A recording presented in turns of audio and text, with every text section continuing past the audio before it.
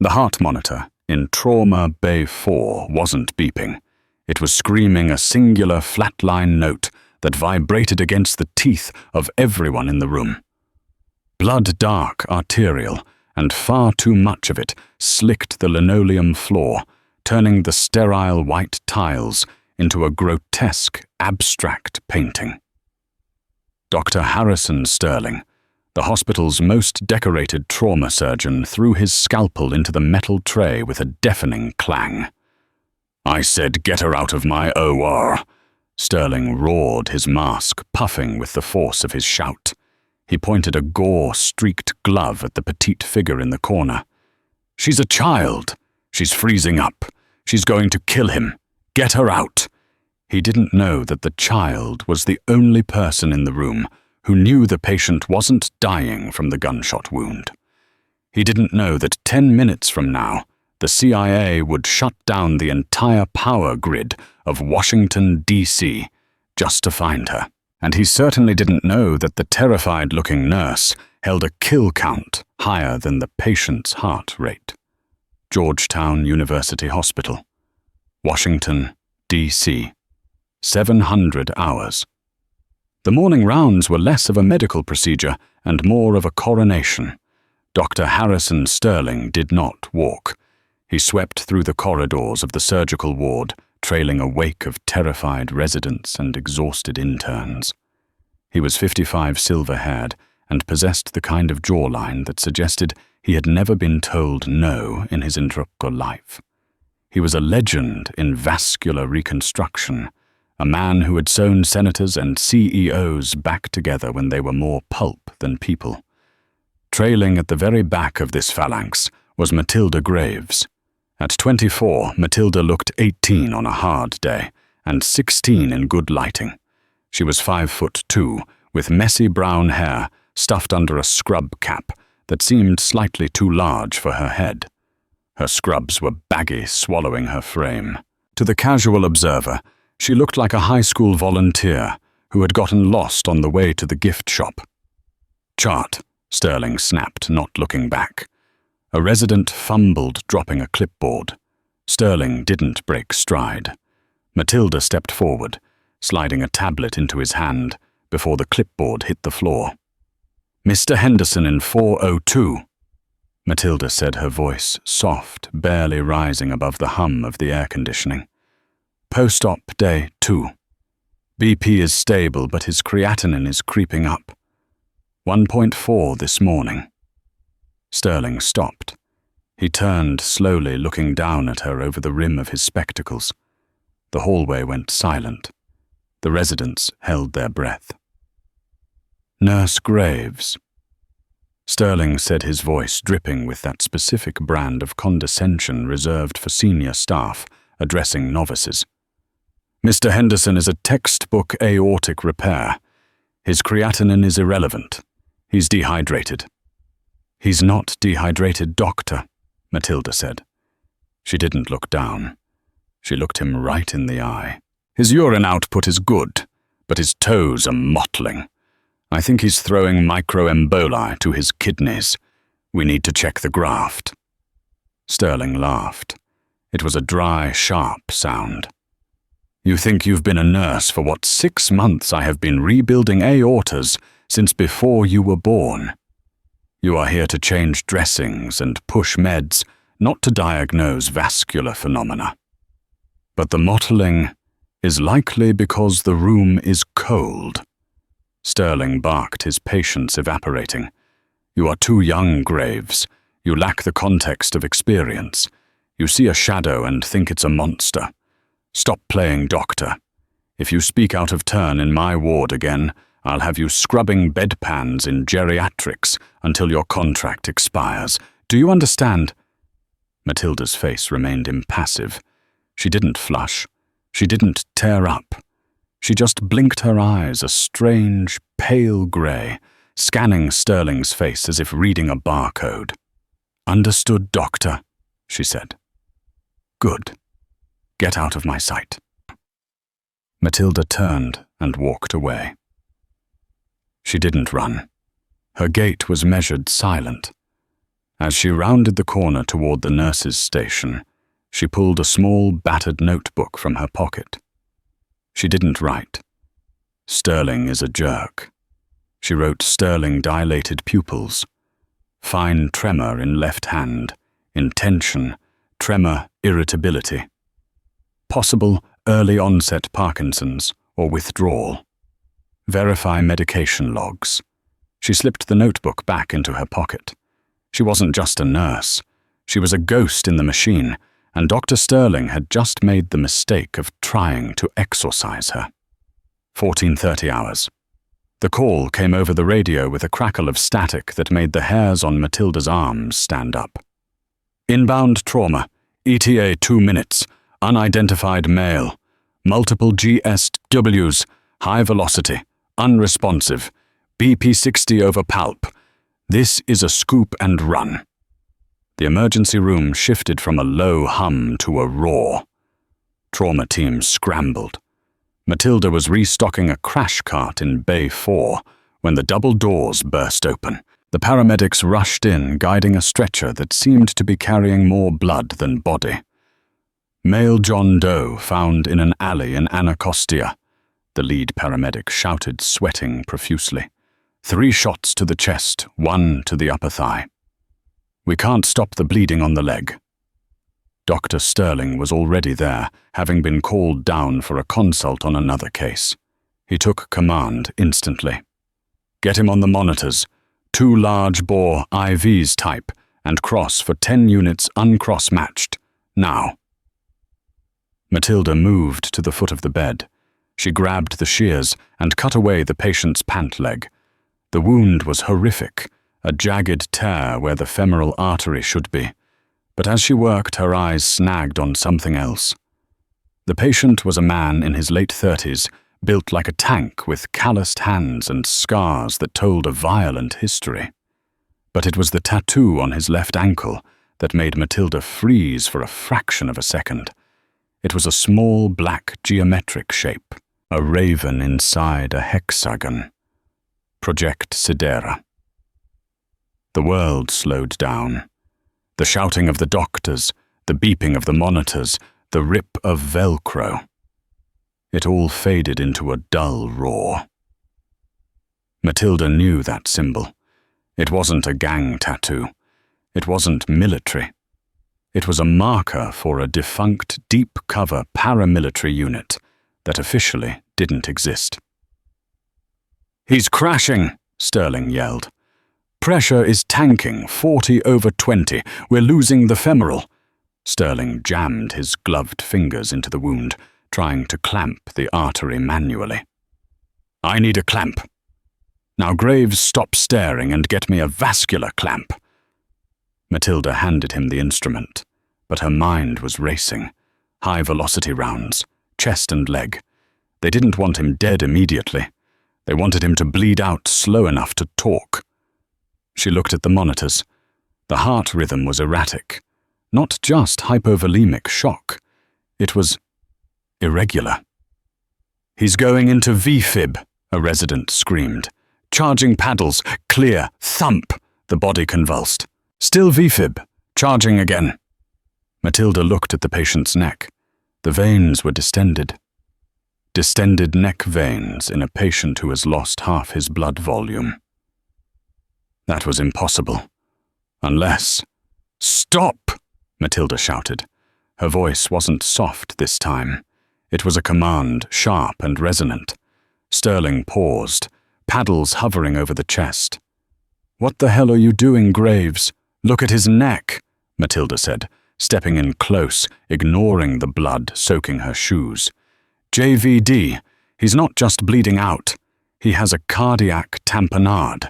The bullet in the chest nicked the pericardium. If you shock him again, you'll kill him." "He has 3 bullet holes in his chest. Of course he has trauma," Sterling spat. "He's in VFib because he has no blood. Get back." "No," Matilda said. She moved fast. Too fast for a nurse. Too fast for a civilian. She grabbed a 16-gauge spinal needle from the sterile tray. "Graves, put that down," Sterling roared. Security, get her out! When two orderlies started to move toward her. Matilda didn't flinch. She placed her left hand on the patient's chest just below the sternum. She didn't look for landmarks. She knew them by touch, by muscle memory, ingrained through years of training she had tried to forget. "If you shock him, the pressure bursts the heart," she said calmly. She drove the needle in. A collective gasp went through the room. It was a blind stick. Subxiphoid approach, pericardiocentesis, a procedure usually done with ultrasound guidance by a senior doctor in a controlled environment. Not by a 24-year-old nurse in the middle of a code. Sterling lunged for her. "You are fired. You are—" Whoosh! A syringe attached to the needle suddenly filled with dark, non-clotting blood. Instantly, the monitor changed tone. The frantic jagged line of V-fib smoothed out into a rapid but organized sinus tachycardia. Beep, beep, beep. The patient gasped a horrible wet sound, but he was breathing. His blood pressure shot up from 40 to 90. Matilda withdrew the needle, capped it, and tossed it into the sharps bin. She looked at the orderlies who were frozen mid-step. "He's back in sinus rhythm," she said to Sterling, whose face had gone a shade of pale, usually reserved for the morgue. "You can clamp the leg now, doctor, but use a Satinsky clamp, not a standard hemostat. The artery is friable. If you pinch it, it will shred." The room was silent. Dead silent. The only sound was the steady, reassuring beep of the monitor. Sterling stared at the syringe of blood, then at the patient, and finally at Matilda. His ego was battling with his eyes. He had just been upstaged in his own trauma bay by a girl he had threatened to send to geriatrics 3 hours ago. Sterling stammered, then shook his head, regaining his composure. "Stabilize him. Get him to OR2. Now." As the team rushed the gurney out, Sterling grabbed Matilda's arm. His grip was hard. "What you just did," he hissed, his voice low and dangerous, "was assault with a deadly weapon. You practiced medicine without a license. You endangered a patient." "I saved his life," Matilda said, pulling her arm free. "You got lucky," Sterling sneered. "Pack your locker, Graves. You're done. I'm reporting this to the board. You'll never work in healthcare again." He spun on his heel and marched after the gurney. Matilda stood alone in the bloody trauma bay. She looked down at her hands. They weren't shaking. They never shook. She reached into her pocket and pulled out a burner phone, a cheap flip phone she kept taped to the inside of her thigh, hidden beneath her scrubs. She powered it on. There was only one number saved. She typed a text, "Sidera asset found. Georgetown Hospital. Level 1, trauma. Cover blown." She hit send. Then she snapped the phone in half and dropped it into the biohazard bin. She wasn't worried about losing her job. She was worried about the kill team that was undoubtedly 5 minutes behind the patient 1515 hours. The hospital administrator's office was plush quiet and smelled of lemon polish, a stark contrast to the copper tang of blood downstairs. Matilda sat in a leather chair that was too big for her. Across the desk sat Mrs. Higgins, the director of nursing, and Dr. Sterling. Sterling was pacing his lab coat, still flecked with specks of blood he hadn't bothered to clean. "Insubordination doesn't begin to cover it," Sterling was saying, gesturing wildly. "It was reckless endangerment. She stabbed a needle into a man's heart." "Blind. It was a pericardiocentesis," Matilda said quietly. "And he survived. That is a procedure for a cardiothoracic fellow." Sterling slammed his hand on the desk.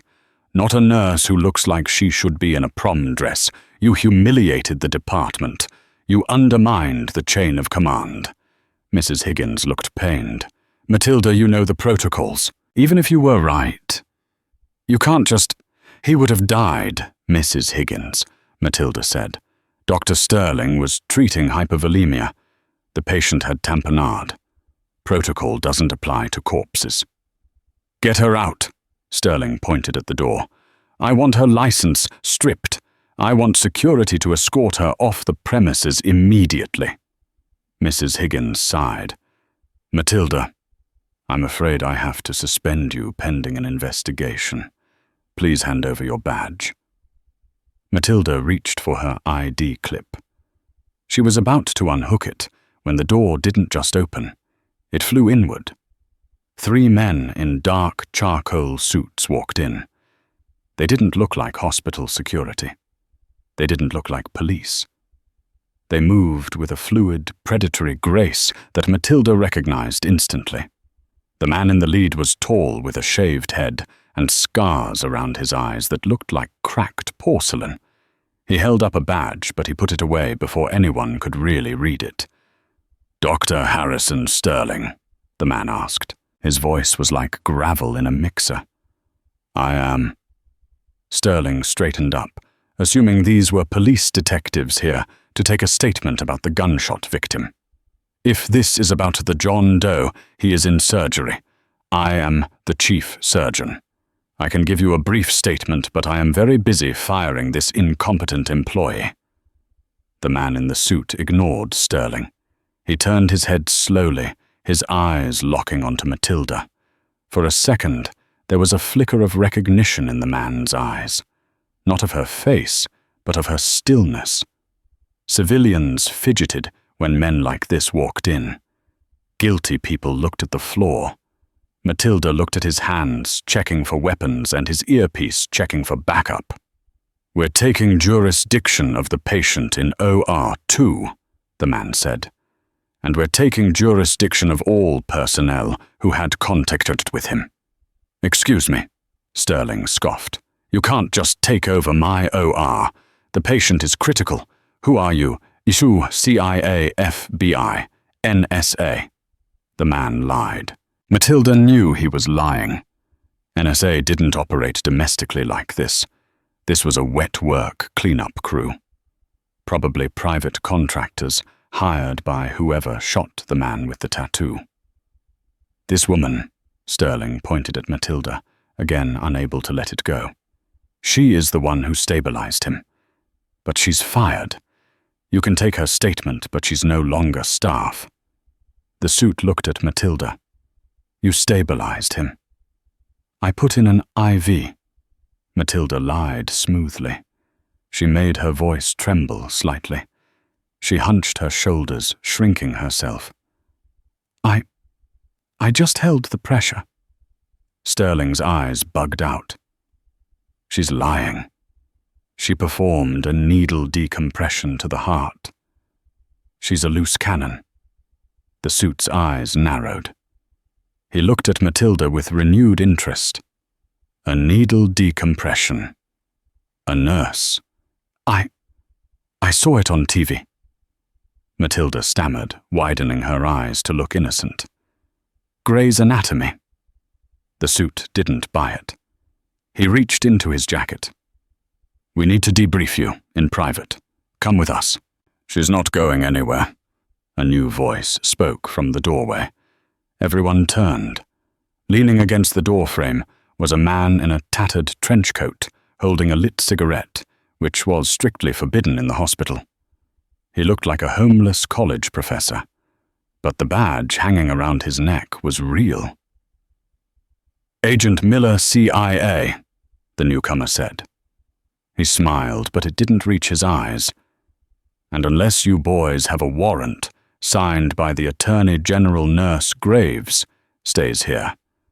The patient in OR2 is a federal witness. The 3 suits stiffened. The leader turned to Miller. You're out of your depth, Miller. This is a sanitation issue. It's a Tuesday. Miller shrugged. I'm always out of my depth. Dr. Sterling, is it? Sterling was now looking back and forth between the 2 groups of scary men, like a spectator at a tennis match from hell. Yes, I demand to know. Shut up, Doctor, Miller said pleasantly. He walked over to Matilda. Nurse Graves, nice work on the tamponade. We've been monitoring the chatter. Seems you upset some people by keeping that man alive. I was just doing my job, Matilda said, her voice dropping the scared girl act. She looked Miller in the eye. Is he secure? For now, Miller said. But these gentlemen, he gestured to the suits, seem to think they can finish the job your surgeon failed to do. Sterling turned purple. I did not fail, The lead suit pulled a gun, a suppressed pistol sleek and black. Enough, the suit said. Secure the girl. Secure the doctor. Eliminate the witness in the OR. Mrs. Higgins screamed and dove under her desk. Sterling froze, staring down the barrel of the gun. He had held hearts in his hands. But he had never looked death in the face. Matilda moved. She didn't scream. She didn't panic. She kicked the rolling stool Mrs. Higgins had been sitting on.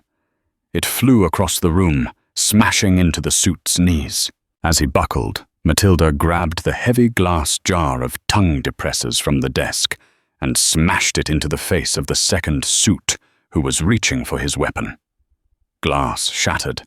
Blood sprayed. Miller, catch! Matilda yelled. She dove over the desk, tackling Sterling to the floor, just as the third suit fired. 2 bullets shredded the leather chair where she had been sitting a second ago. Miller had his weapon out, now returning fire. Pop, pop, pop. The office was chaos. Matilda dragged Sterling behind a heavy filing cabinet. The great chief surgeon was shaking his eyes wide with terror. He looked at the young nurse he had called a child. She was checking the magazine of a gun she had somehow acquired from the first suit she took down. She racked the slide with a professional metallic clack. Dr. Sterling, Matilda said, her voice calm, steady, and terrifyingly cold. You said I was too young to understand the context of experience. She peeked over the cabinet, fired 2 controlled shots, and ducked back as drywall exploded above their heads. She looked back at him, her grey eyes hard as diamonds. Is this enough context for you? 15-25 hours. Hospital administration, wing 4th floor. The silence following the gunfire was heavier than the noise itself. The smell of cordite, sharp, acrid, and metallic, mixed violently with the lemon floor polish. Dr. Harrison Sterling sat on the floor, his expensive Italian loafers splayed out in an undignified V-shape. He stared at the wall where a bullet had lodged itself into a framed certificate of his board certification. He looked like a man whose entire reality had just been put through a paper shredder. You, Sterling whispered, pointing a shaking finger at Matilda. You shot him. Double tap to the center mass, Matilda corrected absently. She was already moving, patting down the unconscious suit she had clubbed with the jar. She fished out a radio and a spare magazine. He was wearing Kevlar. He's just winded. We have about 2 minutes before he wakes up, or his friends realize he isn't checking in. Miller, the disheveled agent, holstered his weapon and looked at Matilda with a mixture of suspicion and professional admiration. Clean grouping, Miller noted, looking at the 2 bullet holes in the wall. You missed the head by an inch. I wasn't aiming for the head, Matilda said, checking the slide of her commandeered pistol. I was providing suppressing fire so you could reload. Who are they, Miller? They aren't standard contractors. They move like Tier 1 operators.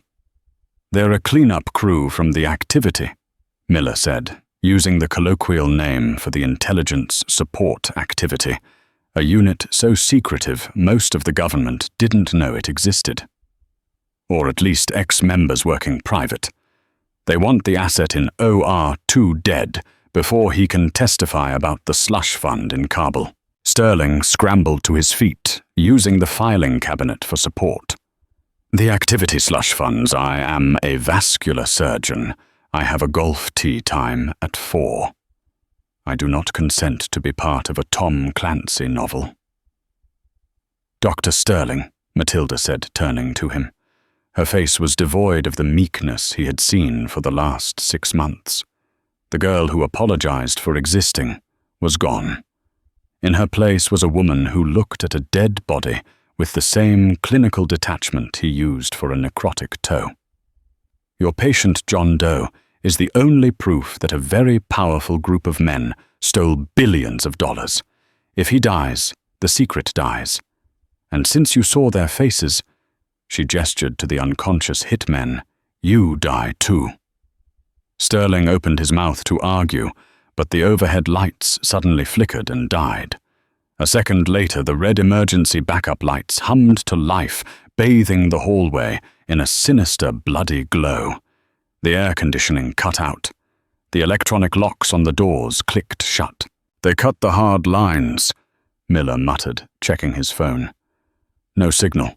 They're jamming us." "They've locked down the building," Matilda realized. "They're turning the hospital into a kill box. They know they missed us here, so they'll converge on the OR to finish the job." "We need to call the police," Sterling hissed. "The police can't get in," Matilda said. "And if they do, these guys will slaughter them. We have to get to OR2 before they execute everyone in that room." "There are 4 residents and 2 nurses in there," Sterling said, his voice dropping. His ego was gone, replaced by a sudden horrific realization of his team's danger. "And the patient." "Then we move," Matilda said. She didn't wait for permission. She moved to the door, cracked it open, and signaled for Miller to cover the rear. "Doctor, stay between us," she ordered. "Keep your head down. If I say drop, you drop. If I say run, you run. Do not argue. Do not ask for clarification. Do you understand?" Sterling looked at the young nurse. He remembered how he had scolded her that morning about her scrubs being too big. Now he noticed that the baggy clothes concealed the muscular, coiled tension of a jungle cat. He remembered mocking her lack of experience. "I understand." Sterling gulped. They moved out into the corridor. The hospital, usually a place of healing, had transformed into a labyrinth of shadows. They reached the stairwell. Matilda held up a fist. "Stop!" She listened. The acoustics of the concrete stairwell carried sound. Below them, heavy boots were thudding upward. "3 tangos coming up from the 3rd floor," Matilda whispered. "They're sweeping. We can't go down."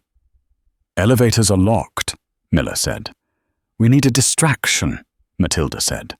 She looked at Sterling. "Doctor, the MRI suite is on this floor, right, just down the hall. Yes, but is the magnet always on? It's a 3 Tesla superconducting magnet," Sterling said, offended by the question even in his terror. "It's always on.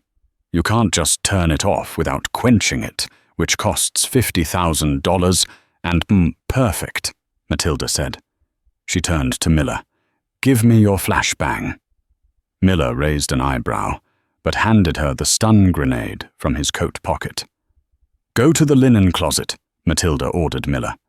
"Get 2 O2 tanks, the small portable ones. Tape them together." "Improvised bomb?" Miller asked. "Projectile," Matilda corrected. 2 minutes later, they were positioned outside the MRI suite. The heavy shielded door was open. Inside, the massive donut-shaped machine hummed quietly in the dark. Matilda waited. The heavy footsteps of the tactical team were getting closer. They were checking rooms. Kick, clear, kick, clear. They turned the corner. 3 men, night vision goggles, suppressed rifles. Matilda rolled the taped-together oxygen tanks into the middle of the hallway, right in front of the open MRI door. The lead gunman saw the movement and raised his rifle. "Contact front!" Matilda pulled the pin on the flashbang and tossed it not at the men, but into the MRI room. Bang! The blinding flash and deafening concussive boom disoriented the gunmen. In their confusion, they fired blindly down the hall. One bullet pinged off the steel oxygen tank. "Now!" Matilda yelled, kicking the oxygen tanks hard, sending them skidding across the polished floor toward the open door of the MRI room. The laws of physics took over. The 3 Tesla magnet was a beast.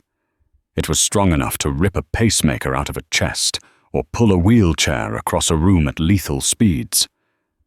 The ferrous metal of the oxygen tanks entered the magnetic field. There was a screech of metal that sounded like a dying train. The tanks were ripped off the floor, accelerating from 0 to 60 miles per hour in a fraction of a second. They flew into the bore of the MRI machine like missiles.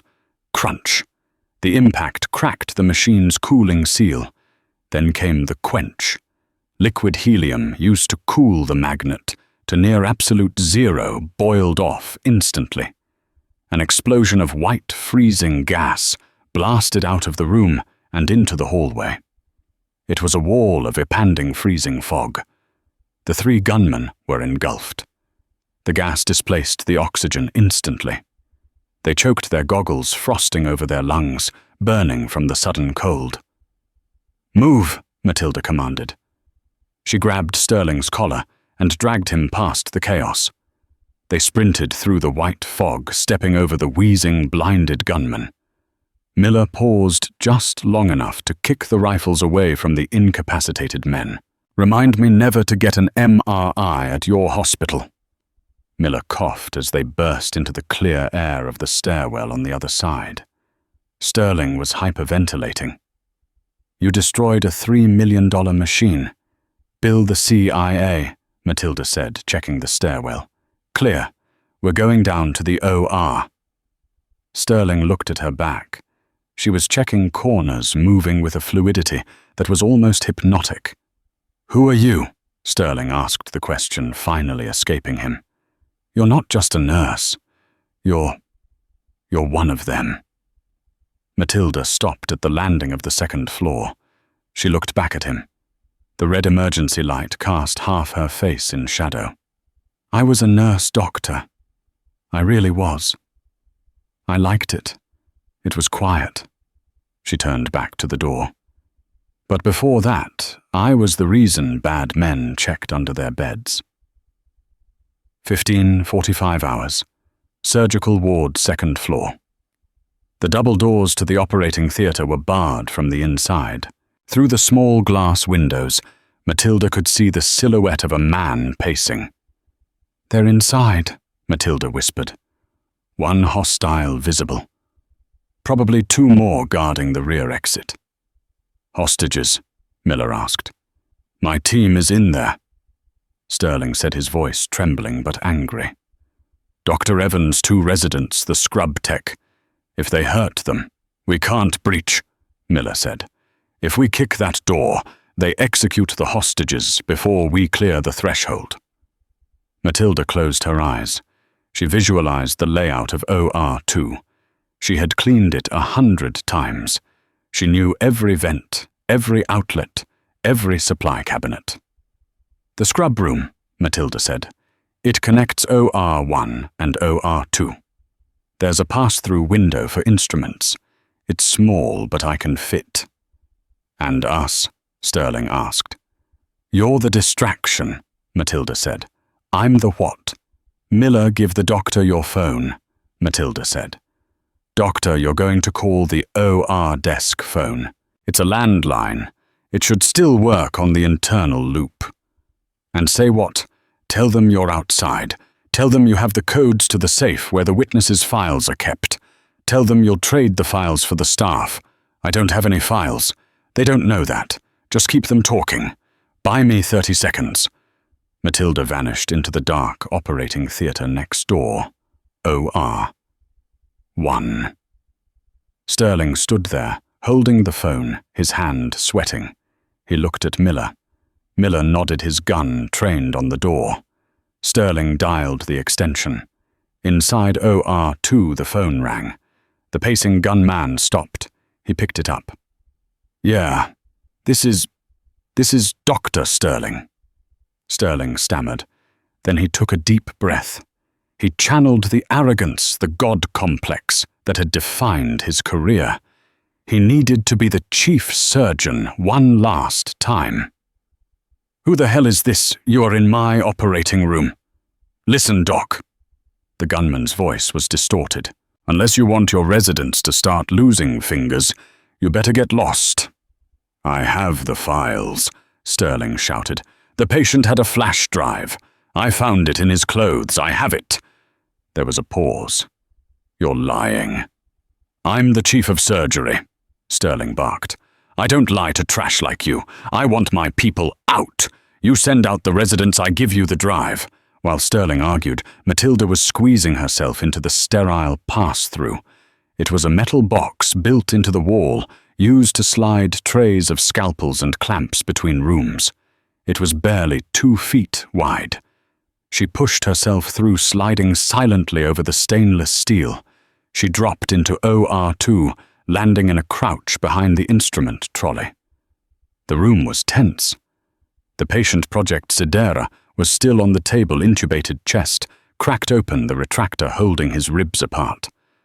A resident was manually pumping the anesthesia bag, tears streaming down her face. 2 gunmen, one on the phone with Sterling, one standing by the rear door. The gunman on the phone laughed. "Okay, Doc. Bring the drive to the door. Come alone." He hung up.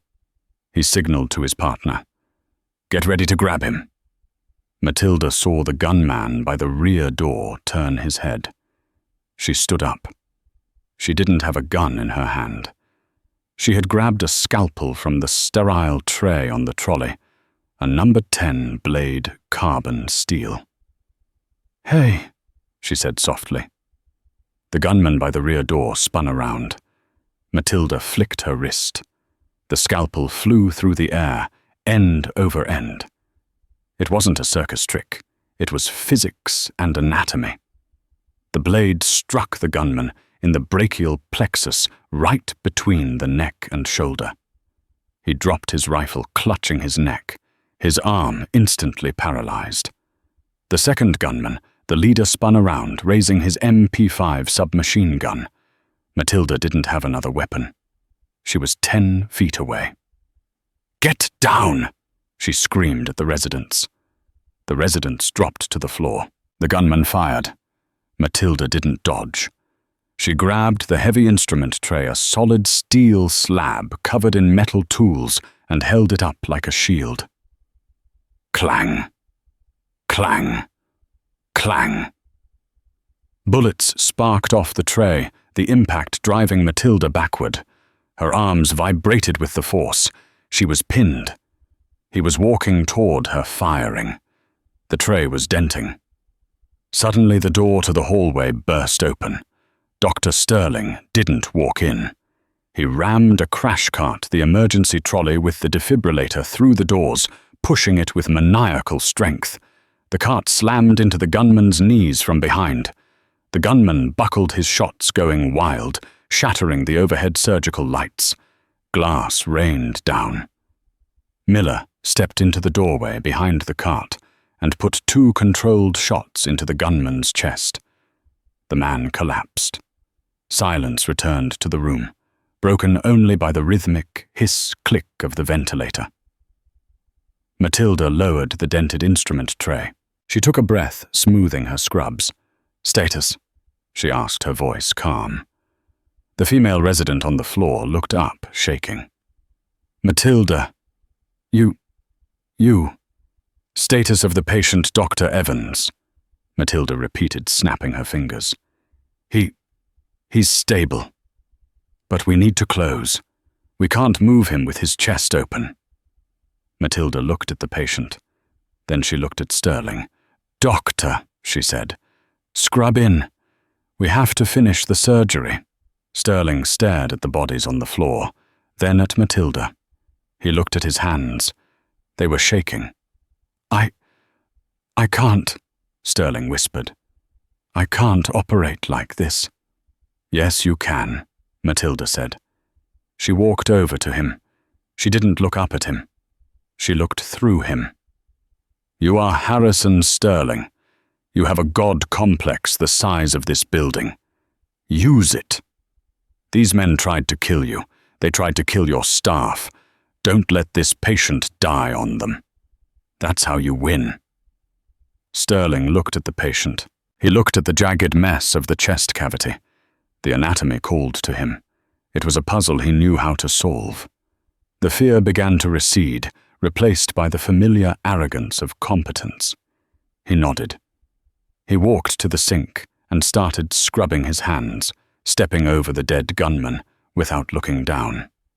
"Graves," Sterling said, the authority returning to his voice. "Get me a vascular stapler and 4-0-proline. Miller dragged this trash out of my OR. We have work to do."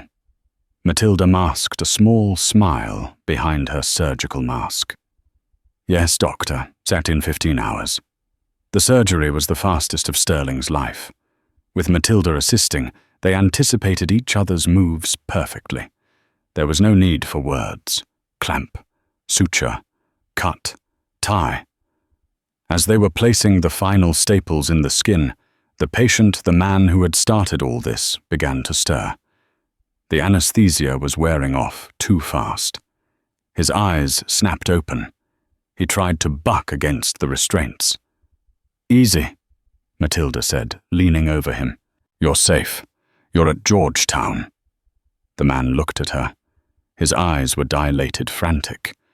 He grabbed her wrist with surprising strength. They compromised the server," he rasped, blood bubbling at the corner of his lips. Blackstone has the list." Matilda froze. Blackstone. It was a private intelligence firm, a rival to the CIA, but far darker. If they had the list of deep cover operatives— "The list of what?" Miller asked, stepping closer. "The code words," the patient wheezed. "All of them. Nightingale, Wraith, Spartan, and the little girl. The one they made in the lab." Matilda's blood ran cold. "Which one?" Matilda whispered. "Which code name?" The man looked at her, his eyes focusing on her pale grey irises. A flicker of recognition. "Orion," he whispered. "They're looking for Orion." Sterling looked up from the chart. "Orion? What does that mean?" Miller looked at Matilda. He saw the color drain from her face. "It's not a what," Matilda said, her voice barely audible. "It's a who." She pulled down her mask. "It's me." 16:30 hours. Georgetown University Hospital. Bio-containment hallway. The air in the operating room was stagnant, heavy with the metallic scent of blood and the sharp tang of betadine. Dr. Harrison Sterling stared at Matilda Graves. He looked at her hands, small, steady, currently wiping blood off a scalpel with a piece of gauze. He looked at her face, unlined, youthful, the face of a girl he had dismissed as a novice barely hours ago. "Orion." Sterling repeated the word, tasting the absurdity of it. "You're a project, a government experiment." "Not government," Matilda said, her voice hollow. She stripped off her bloody gloves. "Private sector, subcontracted by the government. There's a difference. Governments have oversight. Private companies have shareholders." Miller, the CIA agent, was checking his weapon at the door. He looked back at Matilda with a mix of pity and fear. "I heard rumors about the Orion program. Mid-90s. An attempt to create the ultimate field asset. High intelligence, suppressed emotional response, enhanced spatial awareness. They recruited from orphanages in the Eastern Bloc." Matilda finished for him. She looked at Sterling. "I'm not 24, Doctor. I'm 28. I don't age like you do. Metabolic manipulation. It keeps us fast. It keeps us viable longer. Sterling felt a wave of nausea. You were a child. I was a variable in an equation, she said simply. And I escaped. I spent some 3 years scrubbing my identity. I became a nurse because it was the only place where blood and chaos made sense, but where I was supposed to save people, not end them. I thought I was out. She looked down at the patient, the man whose tattoo had started this nightmare. But you never really get out. The radio on the dead gunman's belt crackled to life. A voice, cold and distorted, echoed in the silent room. Team leader report. We have breached the lobby, moving to the 2nd floor. Matilda grabbed the radio. She didn't answer. She just listened. Blackstone is here, she said. The cleanup crew was just the appetizer. These are the professionals. We need to leave, Miller said urgently. The roof. My extraction chopper is inbound, ETA 5 minutes. They'll have snipers on the adjacent buildings, Matilda said, her mind working through tactical permutations like a supercomputer. The roof is a trap. The lobby is a kill zone. Then we're trapped, Sterling said, panic rising again. No, Matilda said. She looked at Sterling. Doctor, the old steam tunnels. The ones used for the laundry chutes in the 1950s. They run under the West Wing, right? Sterling blinked. Yes, but they've been sealed for decades because of asbestos. They come out near the river. Asbestos won't kill us today, Matilda said. Bullets will. She turned to the residents huddled in the corner. Stay here. Barricade the door. Do not open it for anyone but the police. The police will come eventually. Blackstone can't hold a siege in D.C. forever. She looked at the patient on the gurney. We have to move him. He can't be moved, Sterling protested. He's post-op. His vitals. He walks or he dies, Matilda said. She grabbed a handful of adrenaline ampules from the crash cart and shoved them into her pocket. Let's go. 16:45 hours. The journey down was a descent into hell. They moved through the basement, dodging patrols. Matilda moved like smoke, silencing a guard near the boiler room before he even raised his weapon. Sterling watched, horrified and mesmerized, as she utilized violence with the efficiency of a surgeon using a scalpel. Minimal effort. Maximum effect. They reached the access hatch to the steam tunnels. It was rusted shut. Miller strained against the wheel. It won't budge. Matilda stepped up. She didn't use brute force. She used leverage, finding the stress point of the metal applying torque at the exact angle. With a groan of protest, the iron wheel turned. They descended into the dark, damp tunnel. It smelled of rot and old earth. They had made it 50 yards when the lights behind them flared. Contact! Miller shouted. Bullets zipped past them, sparking off the brick walls. Blackstone operatives had found the entrance. Go! Matilda yelled. Get the patient to the exit. What about you? Sterling shouted, dragging the semi-conscious patient. I'm the rear guard, Matilda said.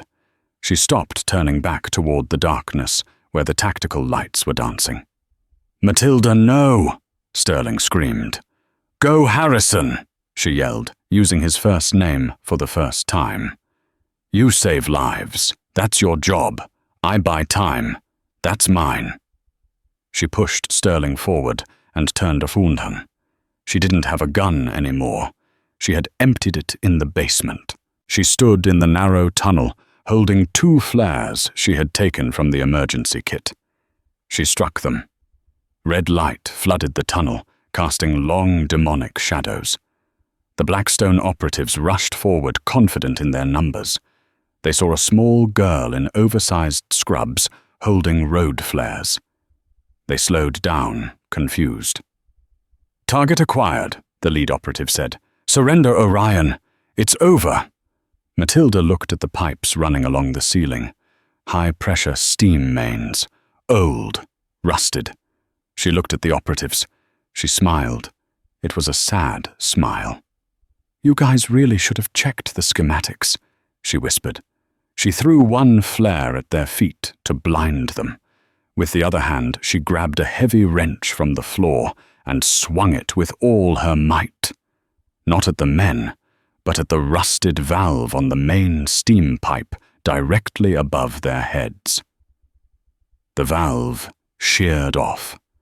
A jet of superheated steam, pressurized to 100 pounds per square inch, blasted downward with the sound of a jet engine. The screams were instantaneous and terrible. The steam curtain created an impassable wall of boiling heat. Matilda turned and ran the heat blistering her skin, the sound of the tunnel collapsing behind her. The sound of the steam explosion wasn't a roar. It was a shriek that tore through the eardrums, followed instantly by a silence so heavy it felt like physical weight. Dr. Harrison Sterling lay coughing in the muck of the tunnel floor, his lungs burning with every gasp. The air was thick with white, blinding fog that tasted of rust and boiled meat. Beside him, the patient Project Sidera groaned alive but unconscious. "Graves!" Sterling screamed, his voice cracking. He tried to stand, but his legs were jelly. "Matilda!" He stumbled back toward the wall of heat, squinting into the swirling white abyss. The tunnel where she had stood was gone. The structural supports weakened by age, and the sudden thermal shock had given way. Tons of wet earth brick and pipe blocked the path. "Doctor!" Agent Miller's voice cut through the fog. A beam of tactical light sliced the darkness. Miller appeared, face soot-stained, dragging Sterling back. "We have to go. The rest of the ceiling is unstable. She's in there." Sterling fought the agent's grip, his manicured surgeon's hands clawing at Miller's tactical vest. "We have to dig her out. She dropped the roof on them, Doc," Miller said, his voice grim, devoid of its usual cynicism. "There's nothing back there but superheated steam and rubble. If we stay, we die too." Miller hauled Sterling and the patient toward the river exit. As they stumbled out into the cool night air of the Potomac riverbank, the sirens began to wail in the distance. Sterling looked back at the smoke pouring from the ground. For the first time in his career, he had lost a member of his team. And for the first time, he realized he wasn't the one who had been in charge. 3 months later, the inquiry room was designed to make occupants feel small. The walls were acoustic foam, the table was bolted to the floor, and the mirror was one way. Dr. Sterling sat alone. The burns on his neck had healed into silvery scars, a permanent reminder of the night the hospital went dark. He checked his watch. He had been waiting for 2 hours. It was a power move, a psychological tactic. He knew it, and surprisingly he didn't care. The old Sterling would have been demanding to see a manager. The new Sterling just sat and watched the dust motes dance in the ventilation shaft light. The door opened. Agent Miller walked in, followed by Director Caldwell, a man whose suit cost more than Sterling's car, and whose eyes were as dead as a shark's. "Dr. Sterling." Caldwell sat down, placing a thick file on the table. "Thank you for your patience. The debriefing regarding the incident at Georgetown is nearly complete." "I told you everything I know," Sterling said calmly. 3 times. "You told us facts, yes," Caldwell said, opening the file, "but your interpretation of events remains unsatisfactory. You claim Nurse Graves died in the collapse." "I said she didn't come out," Sterling corrected. "The tunnel collapsed. The steam was 400 degrees. Biology has limits, Director." "We excavated the tunnel," Caldwell said, leaning forward. "We found the remains of 6 Blackstone operatives. We found their weapons. We found their gear. Do you know what we didn't find?" "Doctor," Sterling remained silent. We didn't find her, Caldwell whispered. No bone fragments, no DNA, just a service tunnel access hatch that had been forced open from the inside about 20 yards past the collapse zone. Sterling didn't flinch, but his heart hammered against his ribs. She made it. Orion is a Class A asset. Caldwell continued, his voice hardening. She was breeded for survival. She was designed to be a ghost. If she is alive, she is a loose end, a dangerous one. We believe she may have contacted you. Why would she contact me? Sterling scoffed. To her, I was just an arrogant boss who yelled at her for 6 months. Because you were the first person in her life she didn't have to kill, Miller interjected softly. And you saved the witness. She respects competence. I haven't heard from her, Sterling lied. He looked Caldwell in the eye. It was the best performance of his life. As far as I'm concerned, Matilda Graves was a 24-year-old nurse who died saving my staff. If you want to hunt ghosts, go ahead. But I have rounds to do. Caldwell studied him for a long, agonizing minute. Finally, he closed the file. The Blackstone accounts have been seized, Caldwell said, signaling the interview was over. The threat is neutralized. You can go back to your life, Doctor. But be aware we will be watching. If Orion surfaces, and you help her, you won't just lose your license. You'll lose your freedom. Understood, Sterling said, standing up.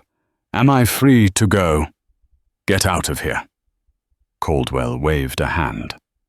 The next morning, the morning sun hit the trauma ward, illuminating the dust in the air. The hospital had been repaired, the bullet holes patched, the MRI machine replaced. To the public, it had been a gas leak explosion and a tragic structural failure. Dr. Sterling walked the halls. The phalanx of terrified residents trailed him, but the dynamic had shifted. He walked slower. He stopped to check charts personally. Dr. Sterling. A young, terrified nursing student stood by the nurse's station. She was petite, shaking, holding a tray of medications. She looked like she was about to drop it. I think I drew up the wrong dosage for bed 4, she stammered, bracing herself for the legendary Sterling scream. Sterling looked at her. He saw the fear. He saw the shaking hands. He remembered Matilda standing in that exact spot, hiding her brilliance behind a mask of mediocrity, because the world was too dangerous for her to shine. Show me, Sterling said gently. He checked the syringe. You're right, it's too high. Good catch. The student blinked, shocked. I'm not in trouble. You noticed the error before you administered it, Sterling said, placing a hand on her shoulder. That's not a mistake. That's diligence. Go fix it. He watched her hurry away, relief flooding her face. Sterling walked into his office, the same office that had been shot to pieces 3 months ago. He sat at his new desk. He reached into the pocket of his white coat to retrieve his pen. His fingers brushed against something that shouldn't be there. It was a small, folded piece of stiff paper. Sterling froze. He hadn't felt anyone bump into him. He hadn't been near anyone except the nursing student. The nursing student. He spun around, looking out the glass door. The hallway was empty. With trembling hands, he unfolded the paper. It was a high-quality sketch on the back of a prescription pad. It was a drawing of the aortic arch, the very vessel he had spent his life repairing. But the drawing was modified. Woven into the arteries were constellations. Orion, the hunter, and below it, a single line of text in precise block lettering. The world is full of monsters, Harrison. Someone has to keep the doctors safe so they can fix what's broken. Don't look for me. I'm already gone. Sterling stared at the note. A laugh bubbled up in his chest, a genuine, unburdened sound. He looked out the window at the Washington skyline. Somewhere out there she was watching. The ghost in the machine. He took his lighter from his desk drawer, lit the corner of the note, and dropped it into his metal wastebasket. He watched the evidence curl into ash.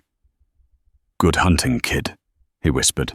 He straightened his tie, put on his stethoscope, and walked out the door to save some lives. And that brings us to the end of the story. Dr. Sterling learned that day that you can never truly judge a book by its cover, or a nurse by her scrubs. Matilda Graves might have vanished into the shadows, but she left behind a changed man and a hospital that will never be the same. I want to know your thoughts. Do you think the nursing student at the end was actually Matilda in a new disguise, or was it just another asset passing the message along? And do you think the CIA will ever catch her? Drop your theories in the comments section below. I love reading them. If this story kept you on the edge of your seat, please do me a huge favor, hit that like button and share this video with a friend. It helps the channel grow and lets me keep bringing you these high-stakes dramas. Don't forget to subscribe and turn on notifications so you don't miss the next episode. Thanks for watching and stay safe out there.